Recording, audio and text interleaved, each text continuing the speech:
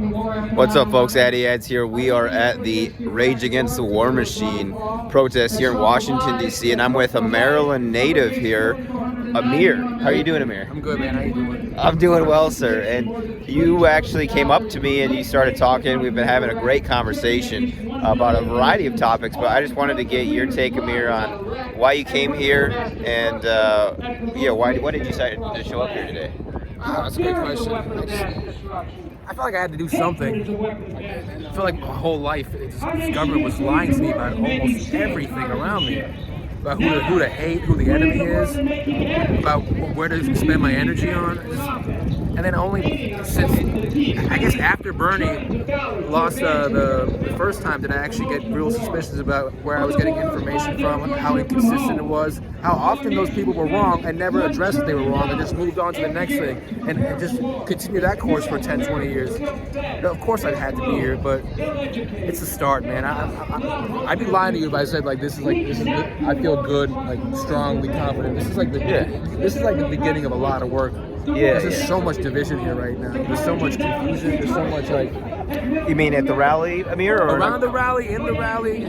Not division, but more like people are here about war, but what's the next step going to be, you know? That's still, I'm not trying to be dark or negative. No, I appreciate that. I appreciate that, Amir. Because it's we all agree that we don't want the Imperial war machine, but it's going to take a long strategic multi-step plan. How do you mitigate that? I don't think people are going to be on the same page about that plan. Do you think so? It's tough to get. It's very, very, very difficult to get a group of people working together towards the same goal at the same time. And what's going to happen the next thing, man? The next PSYOP, the next Russia, Ukraine.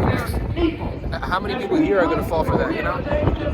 I'm always thinking about the next thing because I can't count how many times I've been disappointed by people that I respect their intelligence and I thought they'd be walk with more honor, and then yeah. Maybe I'm the idiot for that. I clearly was. I don't know. Well, there's this quote, Amir. I don't think you're the idiot. It's growing up is basically being let down by your heroes, something like that. I still love Snoop Dogg. You know, man. I still love Snoop Dogg. Yeah. And Ice Cube. Ice Cube spoke out, man. And then everyone remember when Ice Cube's when he made that letter about the demands? I think I do. Completely logical. What the fuck? He was the only one, right? And the way they got the neoliberal media to just, and this is the sad part. They're getting other black people and paying them to go after Ice Cube so they don't get to be called racist. That's so fucking shicey, bro. A la Kanye. I'm sorry for a la Ye. No. It's okay. It's okay. That's all good. A la Ye. What would you say? With the later. You can have your opinions about what Ye said, but you have to acknowledge that the systems of justice right now, there are people going after Ye harder for saying something that you will disagree with versus people that actually rape children on goofy islands. Okay. That's the system around you, and most people get distracted. Oh, Kanye, this guy. What happened to Epstein clients? Raping kids. This guy says shit you don't like. That's the system of justice for you? No, that's great. It's fucked up, man. I love the passion. You don't have to what someone says, but this language equates. Hey, you're in college right now. You're being told that language equates power. Walk the fuck out of your classroom, okay? You're being lied to. Thank you, Amir. Yeah, I appreciate that. Seriously. We're very close in age, and we were both discussing our experiences at universities, and they were very similar.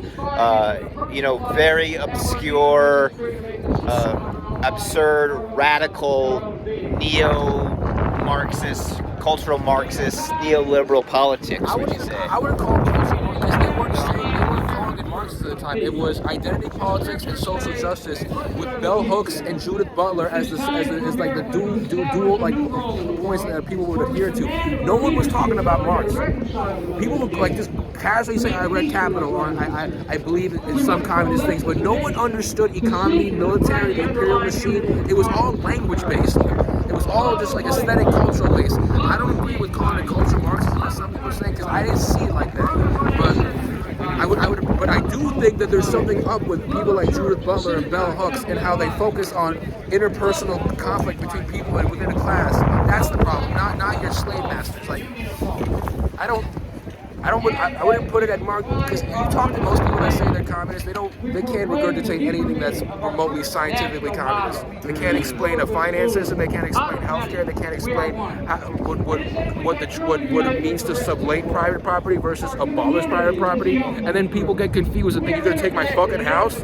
That's what you're gonna do? Fuck you. I get that. That's why I understand why people have issues with how communism is projected, but to each their own. I didn't see it. I'm getting long-winded. I just didn't see Marx as the center point. It was Judith Butler and Bell Hooks. So, No. I was great. kind of long-winded on that part.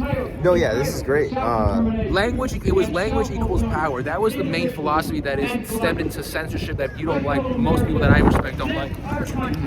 Yeah. Where the philosophy was that if you say any kind of like phrase, like a word in colloquialism with your friends, you're joking, you're promoting a culture of violence towards the people that trigger word or that slur can be adhered to. Like, can I say the word retard? Yeah. I just said it anyway. Fuck. The word retard. You're calling your friend a retard. Someone says that you're bringing violence towards developmentally disabled people, but they're the one that is describing that word retard with developmentally disabled because you're just using it to your casual friend. You're acting like a goofball. Like, this doesn't make sense. Like, it's like they're enforcing that slur to be for those people with their philosophy to help those people. Like, what the fuck? Yeah. Doesn't make it back to the absurdist shit. It's like whoever tells you language equates power, walk away. Awesome. Walk Thanks, away. Amir. Any final thoughts? I respect this dude. He's walking with honor. It's not about ideology. It's about when something happens, just saying something honest, and not being like, this is what my group wants me to say. That's not many people out here respect this dude. Thanks, Amir. Appreciate it, sir. I gotta go to work. Okay. Have a good shift, dude. I'm a hug guy. Okay, yeah, thanks, dude. All right, stay frosty, bro. Hey, if you want to hit me up, dude, just let me know. Thanks, bro. Yeah. You're got good energy on you, bro. What's that? You have very nice energy.